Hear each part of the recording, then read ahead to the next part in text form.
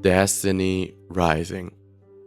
One of the most surprising game announcements we have seen for the Destiny franchise. A mobile game in the Destiny universe. And when that got announced, you already know how the community reacted. A lot of people instantly wrote it off. A lot of people made fun of it. And honestly, most of those people had never even touched a real mobile game before. Because mobile gaming has improved a lot over the past few years. It is not just Candy Crush or Clash of Clans anymore. But it could have also just been that Destiny as a whole wasn't in its perfect state when this game finally global launched. But when it did, a lot of people were surprised. Streamers started talking positively about it. Players compared it to Destiny 2. Some even said it did certain things better. But even with all of that, there were still some major problems. And everyone knew what these problems were. The game was heavily pay to win. The gacha system, do I need to say more? The player's progression was gated, and pinnacle energy limiting how much you can play. Those were the things that people hated the most and actually still till now hate. But with this new update, everything changes. They are removing pinnacle energy completely. They are stepping away from the draw system. They are reworking progression to be more grind-based, more free-to-play friendly. And that is just their beginning, because what they're doing here is not a small update. This is a completely shift in how the game works. But before we go into all of that, why am I making this video? I am not sponsored. I am not getting paid for this. I am making this purely because I care about the game. I am normally known to make Valorant mobile content or Bloodstrike content, what I imagine most of you guys don't even know what game that is. I've been playing Destiny Rising since the early days, alpha, beta. I grinded the game a lot, met a lot of people, spent a lot of time in it.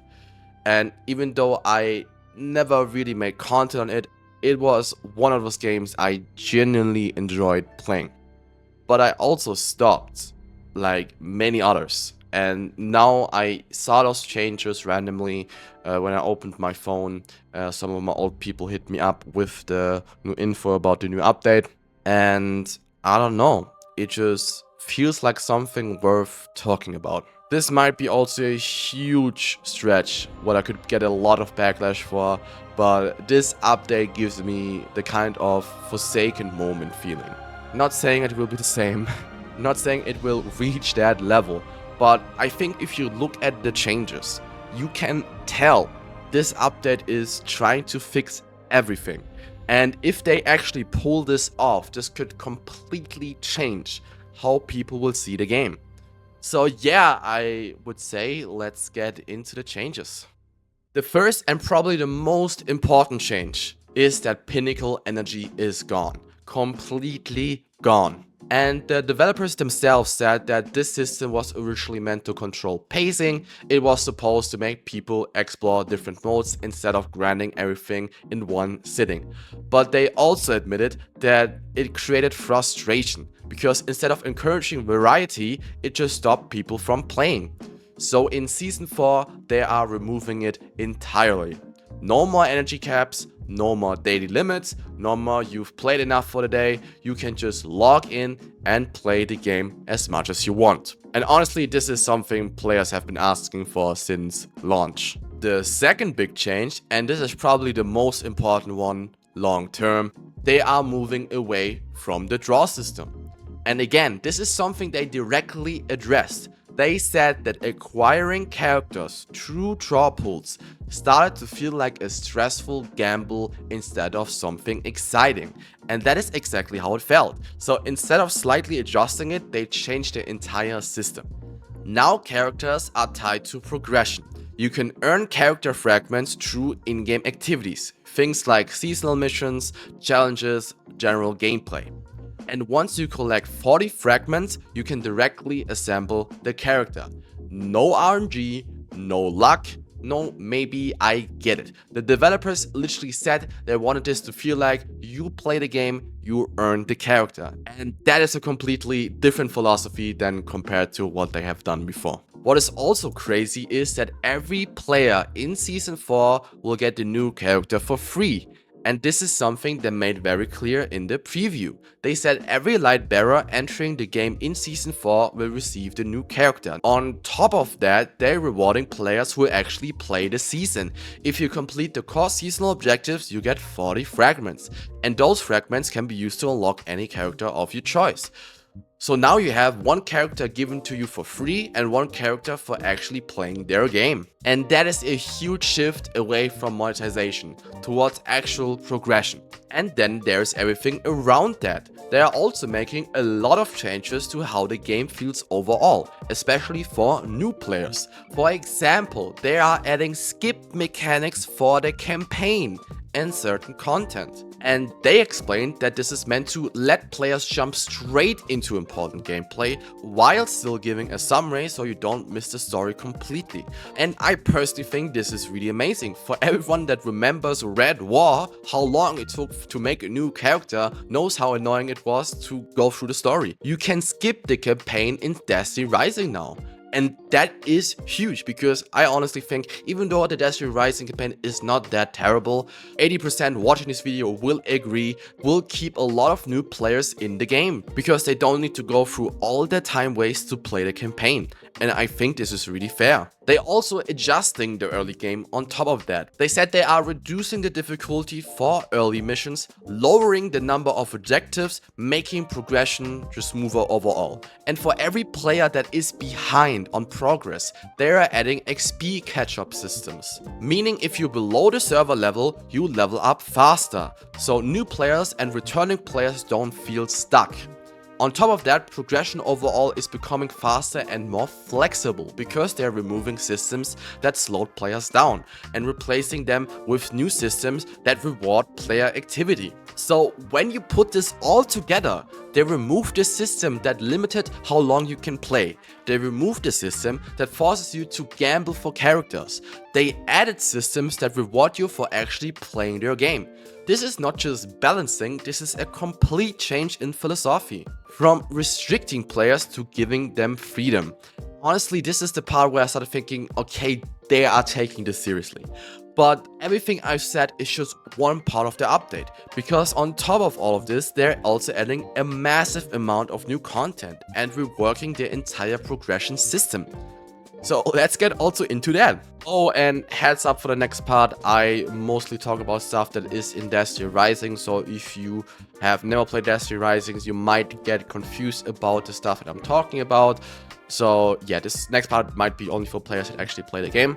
But honestly, I'm not even talking in depth at all about anything that I'm gonna say now because it is too much. Like, we would be sitting for an hour plus here if I talk about everything in small detail. I am just gonna go through everything really fast and trying to basically just count out what we have and what we're gonna be getting and what is gonna be changed. So yeah, I recommend reading the patch notes yourself. I'm probably gonna put the full patch notes in my comment section if that's possible. But yeah, I just wanted to say that this next part might be confusing for non-Destiny Rising players. But yeah, without further ado, let's go into it. First of all, we are getting a full continuation of this story. Season 4 introduces a new storyline focused on an Ahamkara called Nijerun. I hope I said it right. And from what the developer said, this isn't just a side story. This is something that actually affects the timeline and the world itself. Along with that, they're adding a new area in the Red Sea Rift. And this comes with the new campaign chapters, chapter 8, 9 and 10. Like I mentioned before, we are also getting a new Lightbearer called Aphrodite. She was one of the original Iron Lords. In Destiny Rising, she's an arc-based offensive character using weapons like hand cannon and sniper rifles. So she's clearly built around an aggressive high damage play. And they are also obviously giving her a full character quest. But this is currently all that we know about her. I'm guessing we get more information about her abilities soon. Now for the actual gameplay, they are introducing a new major activity called the Great Hunt. This is a multi-encounter activity where you go through multiple stages and eventually fight Nijerun. So this is basically designed as a proper endgame experience, raid-like, basically how we had it with Gauntlet Ops before. On top of that, they are also adding new strike challenges, new gauntlet challenges. So overall, there's just more content to grind, but also more variety in what you're doing. And of course, with all of that comes new loot.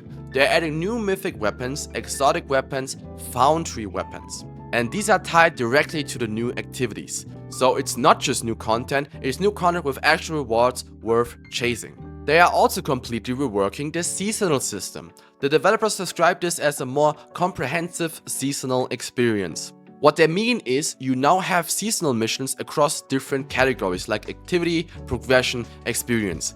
And by completing these, you earn things like season XP, seasonal tokens, upgrade materials. There's also a seasonal shop where you can spend those tokens on rewards. And at the end of the season, there's even a settlement system that gives you rewards based on how much you played. So instead of just logging in and doing random things, the entire season now has a clear progression structure. Connected to that is a completely new system called Emanair. I hope I say it right again. This is basically your new power progression system. You unlock new nodes that give you stats, bonuses, and abilities. And the developers explained that this system scales with the season, meaning as the season progresses, you unlock more and more power. It also resets every season, so it becomes part of the long-term grind. They also added things like ability gems, character slots inside the system, which means you can actually customize your builds more than before. Next up, now the weapon system is also getting a full overhaul. And for this part, I will read out the patch notes because I don't see any other way for people to understand what I'm saying in a short form version if I don't just completely say one-to-one what the patch notes say. So let's get into it.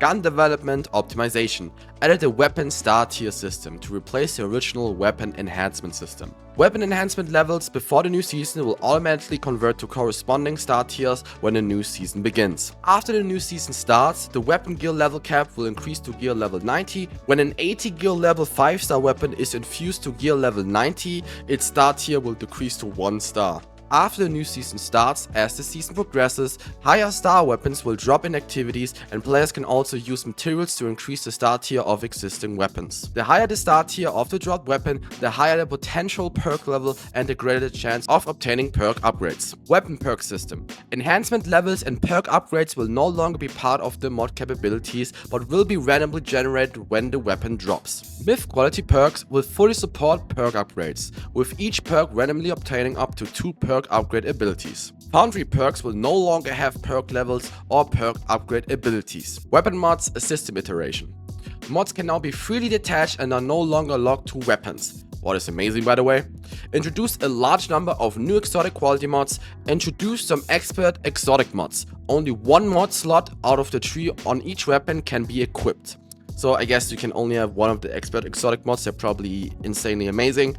Then we are at gun forging. Players can use eligible material weapons to enhance the perk level or transfer the perk upgrades to the weapon targeted for development. Increase the base impact of machine gun type weapons but slightly reduce the amount of ammo picked up. So that was basically the gun system, and they honestly kind of changed everything about it, and I hope you guys see why I need to read the patch notes out loud. I just couldn't put this in a short form because it would probably be too confusing. So yeah, that's why we did it this way. The next big change are the artifacts, and the artifact system is getting completely changed.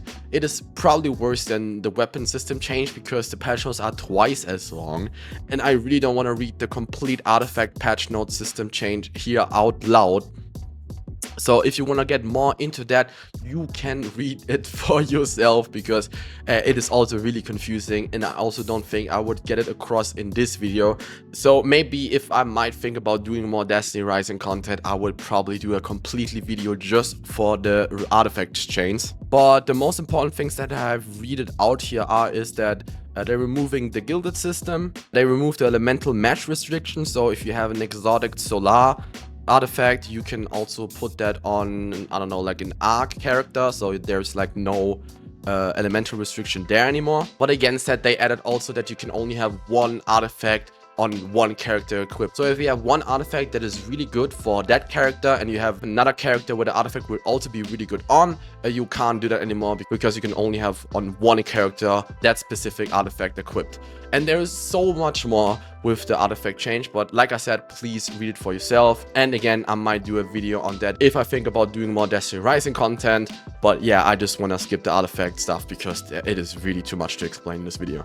Next, what I want to mention is that they completely removed power leader boards. They also added a new system called Elemental Condensate. This is basically a new resource that's used to unlock and upgrade myth characters. And it ties directly into the new progression system, so instead of having a bunch of different confusing layers, it's now more streamlined and easier to understand. On top of that, they are also introducing adept mods. These are new, powerful mods that only drop from high-level content.